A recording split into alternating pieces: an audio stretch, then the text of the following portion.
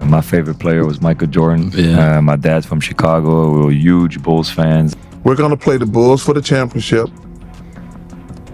Michael Jordan just has some more help. I'm just as good as him. They look at me like I'm crazy. I was left speechless. The only thing I knew in that moment was that Jordan was the GOAT. Future generations will never come close to what we were witnessing. When Larry Bird goes silent, you know something historic just happened. He wasn't easy to impress, but Michael Jordan wasn't just any player. From the moment he hit the hardwood, you could feel it. The look in his eyes didn't say maybe, it said inevitable. And the league felt it too. Jordan didn't just earn respect, he commanded fear. This story isn't about box scores or championship rings. It's about how the greatest players in history talk about him. Not with admiration, but with he reshaped how defenders approached the game, forced coaches to throw out their usual plans, and changed the sport's rhythm forever. Not because he asked, because he left them no choice. And when the legends speak, those who went toe-to with him, you hear one message loud and clear: Jordan was something else. This video isn't a highlight reel. It's a first-hand account from those who tried to stop him and couldn't. And if you think Bird's first reaction was unforgettable, just wait until you hear what he says later on. There are games that stick in your memory, and then there are players who make you forget it was a game at all. For Shaquille O'Neal, facing MJ wasn't just a matchup, it was a moment. Shaq came into the league like a bulldozer, immovable, unstoppable, and unbothered. He broke rims, bullied, doubled, and played with the power of a freight train.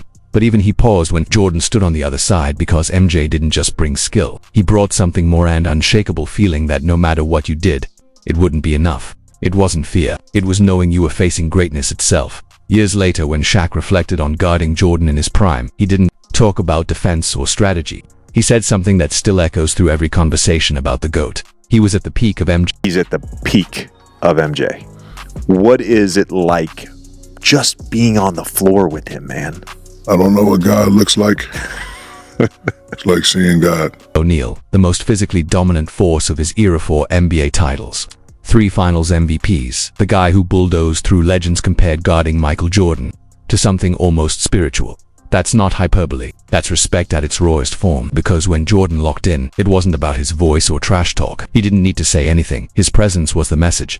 Every player on the court, every fan in the arena, every coach holding a clipboard, they all knew who was running the show. So when Shaq said it was like seeing God, he wasn't just talking about Jordan's skill, he was talking about the feeling, the energy, the undeniable sense that you weren't just facing a basketball player, you were standing in front of something bigger. That's what made MJ different, not just how often he won, but how he made even the most unstoppable players feel powerless. Take Dennis Rodman, for example. If effort had a face in the NBA, it was his. Relentless on the boards, fearless on defense, and absolutely chaotic in the best way possible. Rodman didn't care about your resume. You could have 10 scoring titles. If you entered his space, you were going to feel it. Rodman was disruption personified. He lived to get under your skin and throw you off your rhythm. But even he had to acknowledge the truth, because when it came to Michael Jordan, even chaos had limits. In one rare, quiet moment, no antics, no bluster, Rodman was asked what it was like to guard MJ, and instead of going off the rails or tossing out a sarcastic jab, he told the truth. No spin, no bravado, and just raw, honest respect for the one guy who even he couldn't break. It was cool. You're one of the few guys that can say that, by the way. It was actually cool, man, because it gave us the opportunity to work harder, because we knew these guys was coming.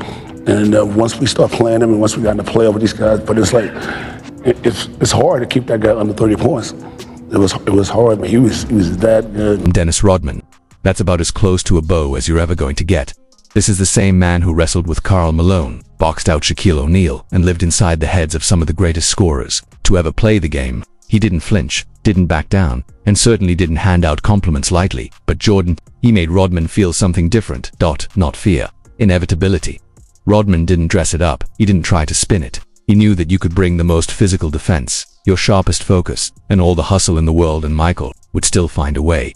He'd snake into the mid-range, elevate into that buttery smooth pull-up jumper, drift into a fadeaway that looked unguardable, or just blow past you with a first step that didn't even look dangerous until it already was. Guarding Jordan wasn't about stopping him, it was about enduring him.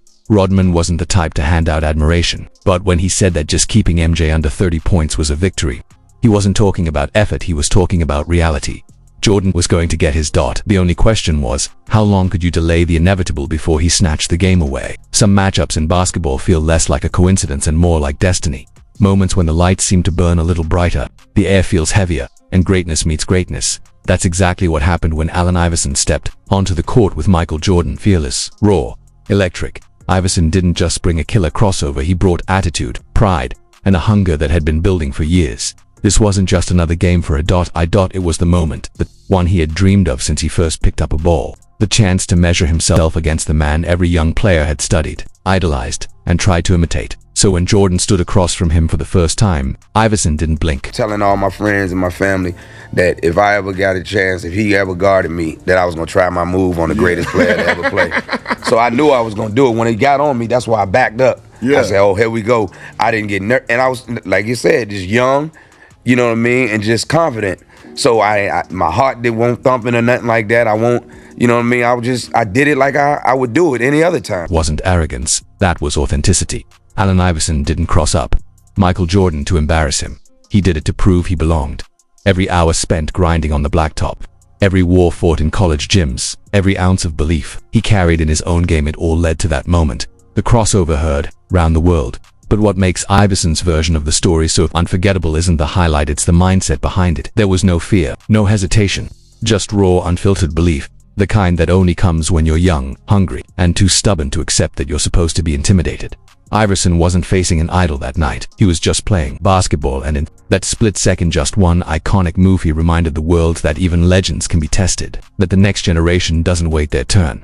They show up, they take the shot. Chris Webber brought a different kind of brilliance to the game, smart, poised, and powerful. He understood how basketball worked on every level, from schemes to stars. But even he had trouble explaining what made Michael Jordan so unreal, because with MJ it wasn't just the scoring or the clutch shots, it was the little things, the details, the footwork, the angles, the timing. The kind of stuff most players only master in empty gyms long after practice ends. Jordan did it under pressure, with the world watching, in the playoffs, against the best. Webber didn't need to hype MJ, he saw it up close and personal. And when he talks about it today, there's something in his voice, a pause, a weight, a sense that he's not describing a player, he's remembering a force. You know, like the drills that you do every day just to become a better player, and you do them hard. Like, he was playing that way in the game.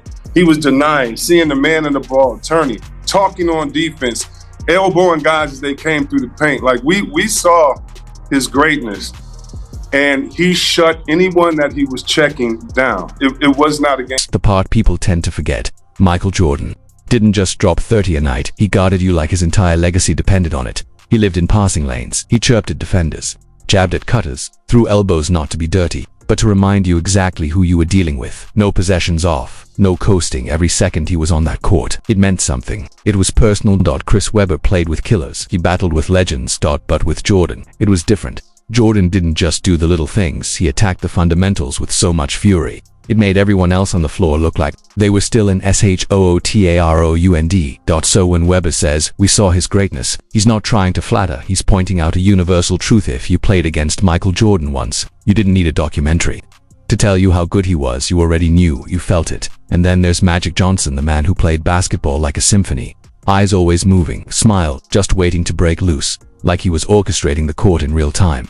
Magic has seen it all, played with icons, beat the best, raise banners, but even he talks about Michael Jordan with a different tone, because MJ didn't just play the game, he redefined what greatness looked like. Magic didn't use fireworks when he talked about Jordan, no bold headlines, no wild metaphors. Just a quiet weight in his voice, a shift you only notice when you realize that one legend is talking about another, not as a rival, not even as a peer, but as the standard. When you think about playing with MJ, it's nerve-wracking because he demands excellence.